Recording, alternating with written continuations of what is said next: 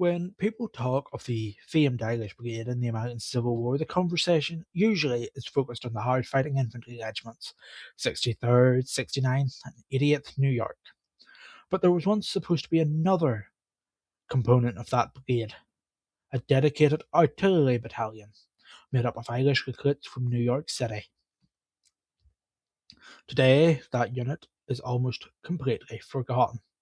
This is the story of the 2nd Battalion of Light Artillery of New York State, often called the Irish Brigade Batteries and even nicknamed the 5th Regiment of the Irish Brigade. Formation of the battalion began in 1861 between September and December, which was oversaw by Colonel Thomas Francis Maher, with recruitment in New York City being oversaw by Maher alongside Captain Patrick Kelly and Captain Robert Nugent of the 16th United States Infantry. On December 9, 1861, the battalion officially mustered into United States service for a period of 3 years. A week later, on December 16th, the unit would leave New York State for Washington. But problems would emerge almost immediately. The battalion was commanded by Major Thomas O'Neill, a veteran officer who was originally from Youghal in County Cork and had served in Mexico as well as being part of the British Army prior to coming to America. Under him, his 4 company commanders were Captain Henry J. McMahon of Company A, Captain William H. Hogan of Company B, Captain Michael Mitchell of Company C, and Captain William O'Donoghue of Company D. Among the officers present would be another famous name of the Civil War, James Mackay Lordy, who would later become a captain and an important figure in the unit's history.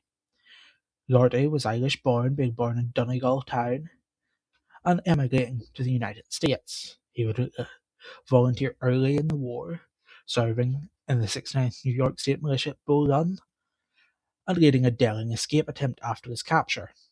He would rise to captain, lead one of the successor batteries, and serve as General Hancock's Chief of Artillery.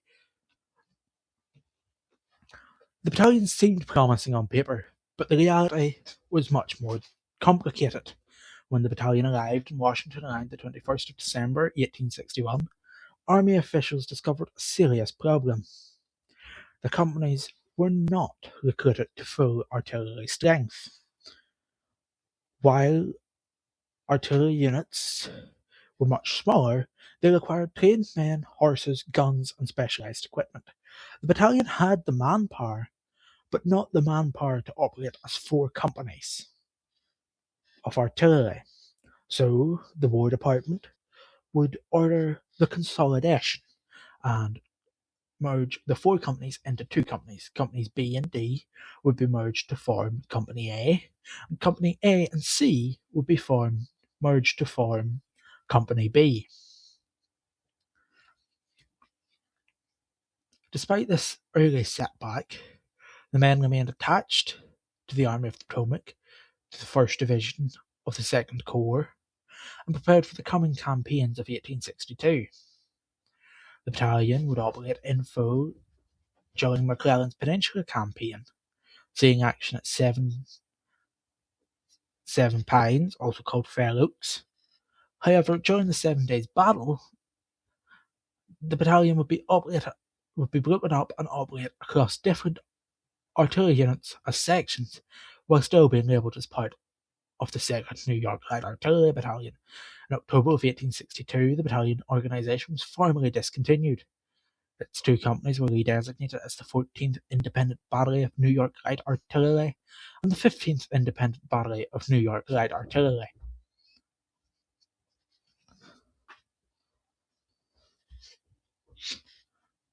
With this change, the Irish Brigade Batteries ceased to exist.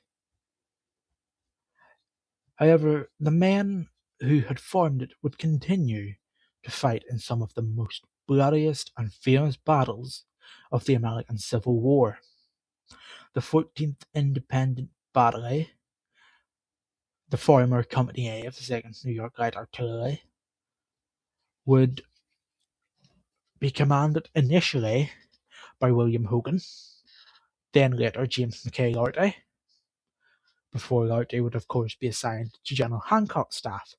The battery would serve with Richardson's division of the 2nd Corps and see fighting at some of the hardest battles and the most devastating events of the war in the East. The battery would fight at Antietam, at Fredericksburg, at Chancellorsville, and, of course, at the Battle of Gettysburg, where Captain James Mackay Larty would be killed. At times, the battery was divided into sections and temporarily attached to other artillery units in the Army of the Potomac, reflecting the Army's constant need to reorganize artillery support. During its service, the 14th Independent Battery lost 2 officers and 3 enlisted men killed or mortally wounded in action. It would lose 4 men who died of disease, and eventually its sections were permanently absorbed into other artillery batteries, and the unit itself was discontinued. The 15th Independent Battery, which of course was composed of the former Company B and was commanded by Captain Henry McMahon and later by Captain Patrick Hart, of whom the battery is also nicknamed as Hart's Battery. The 15th Battery would go on to have an even longer and harder wartime record. Its gunners would participate in some of the most brutal campaigns of the war, including the Battle of Chancellorsville, Battle of Gettysburg, the Mine Run Campaign, the Battle of the Wilderness, Spotsylvania Courthouse, the Battle of Cold Harbor, and the long and tumultuous Siege of Petersburg. During the brutal fighting around Petersburg in 1864, the battery served continuously at the front until November of that year.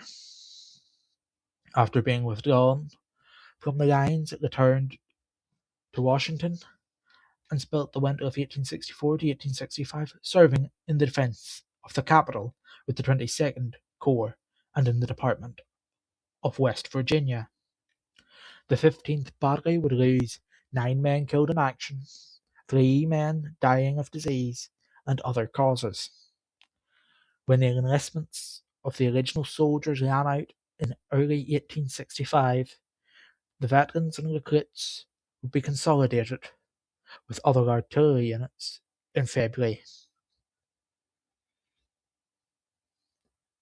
Major Thomas O'Neill, who originally commanded the battalion, would transfer to General Marr's staff in October 1862 and would of course serve there until his death in 1863.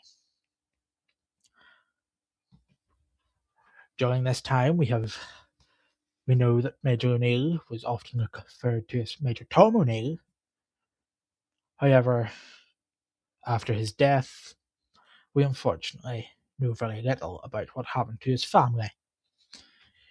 In many ways, the battalion's story reflects the chaotic organisation of the early Civil War, when ambitious plans for new units often collided with the practical realities of manpower, equipment, and logistics. A forgotten piece of Irish Brigade history and of the story of the Irish Brigade in America. Today, the infantry regiments of the Irish Brigade are remembered for their courage at battles such as Antietam, Fredericksburg, and Gettysburg. But the story of the Brigade's artillery, the 2nd Battalion of Light Artillery of New York, has largely faded from memory. For a brief moment in late 1861, it promised to become the Brigade's 5th Regiment.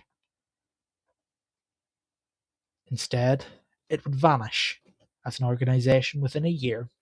Yet the Irish gunners who began their service in that battalion would go on to fight in some of the Civil War's most famous battles, carving a legacy for the Irish Brigade Batteries, long after the battalion itself was gone.